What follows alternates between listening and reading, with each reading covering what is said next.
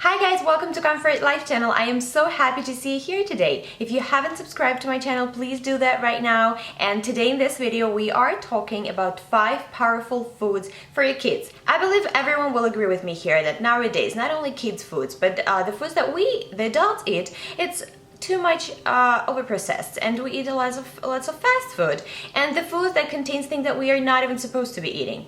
So in the end, I would just say that the foods that the kids eat, it could be calorie dense, but it's nutritionally skimpy, and that's something we do not want for our kids. So I think that these 5 powerful foods are something that every parent needs to know. And if you do want your kid to be healthy, you obviously need to start with yourself, because the kid sees you as a role model, and if you are eating things that you don't want your kids to eat, it's not gonna just work out. So let's start. Talking about 5 powerful foods, I meant like 5 powerful minerals and nutrients that your baby or a kid needs to have in his diet by all means. So one of the first ones would be calcium. So calcium is so important for the growing body of your kid. It is important for the bones, for the teeth, of course. And most of the kids and parents rely only on, let's say, fortified cereals for the calcium, or on the dairy. Well, dairy, it's actually a tricky topic here, because I am a believer that the milk, a glass of milk a day, is probably not the best option for your kid right now, especially if you get this milk from the store where it is homogenized and it's ultra pasteurized or pasteurized, and it doesn't even matter in this place. But the thing is that vitamin D is added, and basically this is the beverage that is not healthy for your kid. So I'm a believer that once the baby is weaned, right? He's no longer breastfed. If you are breastfeeding, he probably doesn't even need to drink milk anymore, because many kids are developing allergy. They are lactose intolerant, and milk is not just the best food for them. Of course, if we're talking about yogurt and other like kefir or fermented dairy products, this is a different topic here, but I would not rely only on a glass of milk a day. Of course, you need to see, I cannot argue here, and this is just my recommendation. If you can get a milk which is raw and you can boil it later from a trusted source, that would be a better option. If you could start fermented dairy products that would probably be made from the goat's milk, that would be also a better option. And by no means start the cow's milk before the age of 1.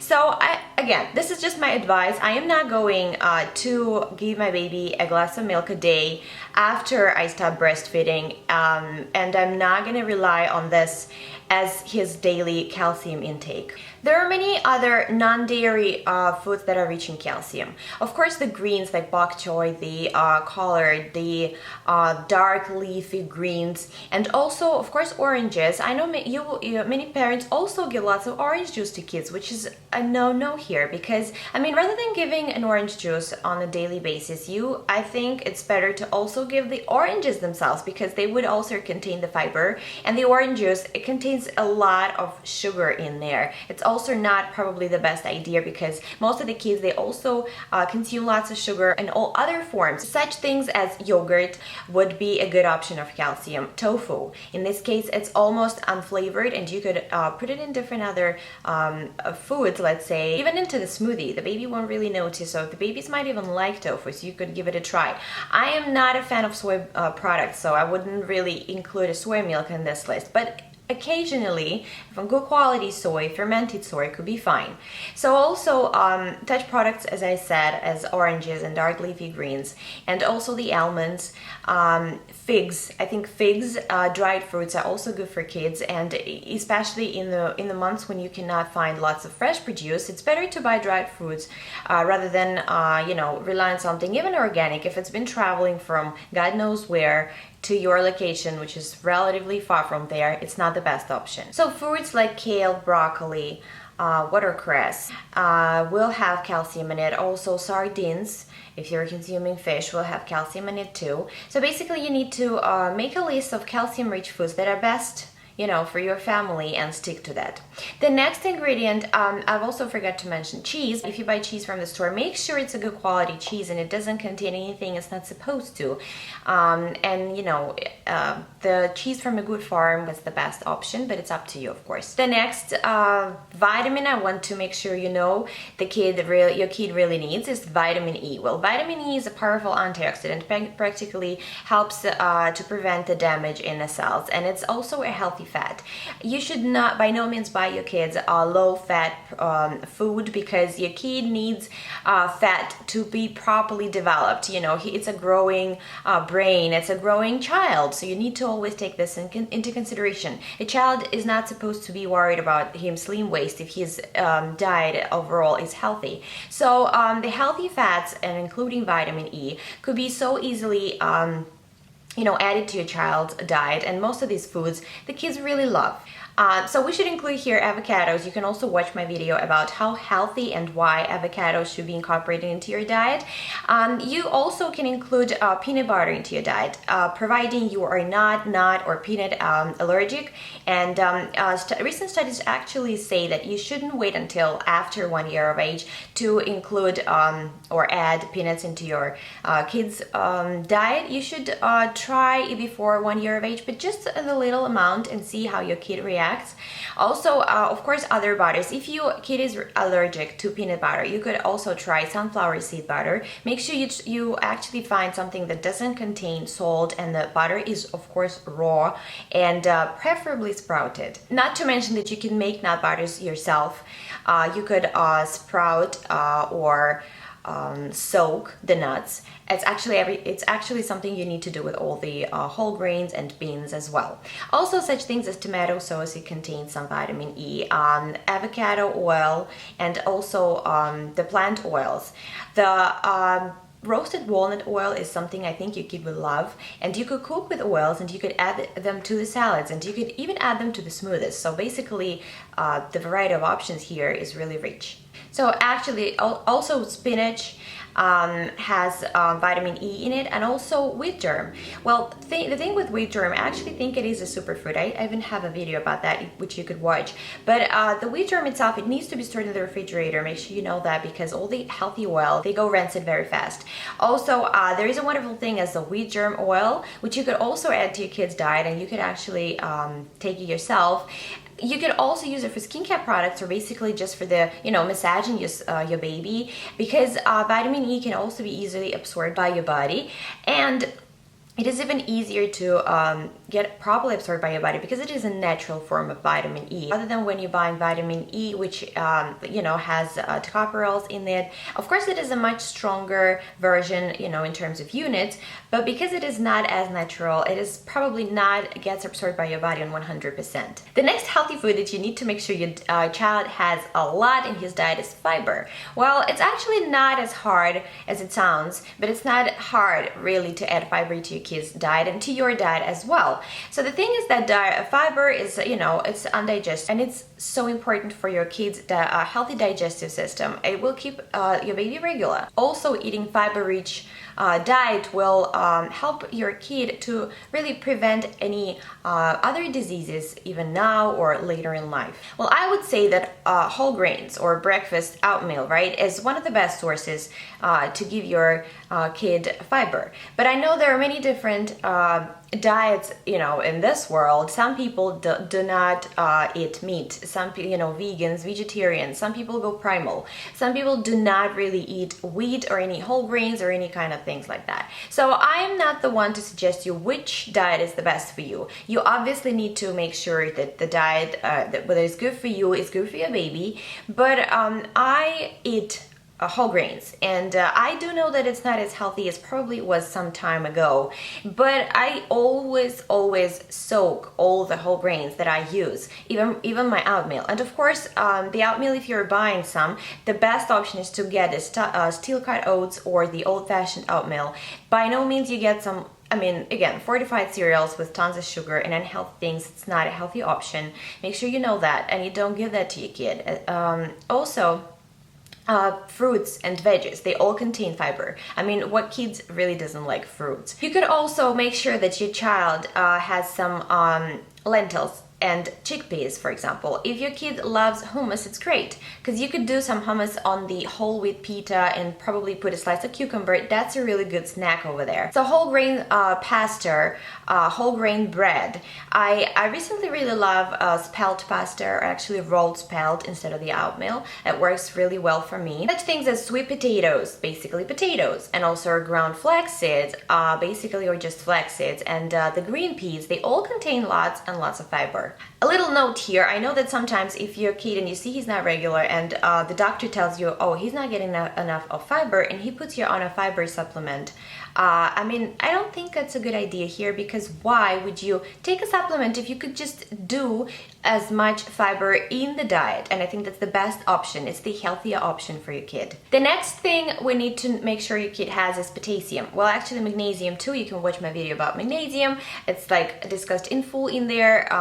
But now potassium. Potassium is important because it helps to maintain healthy fluid balance, blood pressure, and also helps your muscles to contract. The potassium is not really hard to get into your kid's diet. Bananas have potassium, again, yogurt, oranges and orange juice, and sweet and white potatoes, cantaloupe, honeydew, dried apricots, also tomatoes, tomato sauce, or such fish as cod or halibut. They also, all this has potassium in it. Pistachios, they have the highest potassium content of all nuts. And I've mentioned sweet potatoes. If your kid doesn't really into sweet potatoes, you could try to make sweet potato fries, which is a healthier option. Just sprinkle it with some oil and then bake it. I think your kid should like that. So, and now the final element here is iron. Well, iron is something, again, controversial, because one of the best sources of iron is iron from animal sources that you would hear, and the red meat is the main source. Well, from my own experience, when I was pregnant, I'm not advising this right now, I'm just giving you an example. So I did not eat meat when I was pregnant. I couldn't even bear the look or the smell of it, and I still don't really eat it. I'm not a huge fan of it.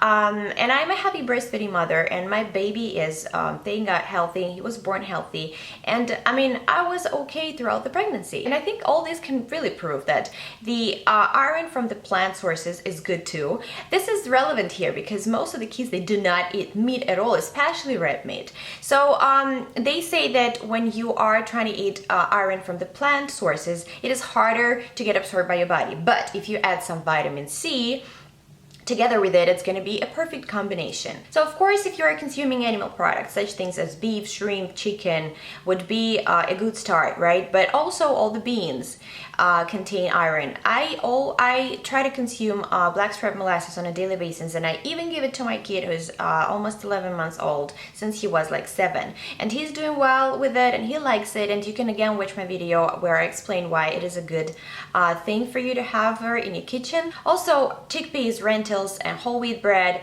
all contains iron, and such thing as raisins is very, very rich in iron. And honestly, I eat raisins on a daily basis because I'm a huge fan. I understand that probably I didn't provide you with like the fullest list of food for a certain mineral or vitamin, but you could always, do some research on your own. And I think the best recommendation here would be, based on this 5, I should say 6, including magnesium, important nutrients and vitamins for your kids, you should make a small list, which you, let's say, print out or, write in hand and put it in your kitchen.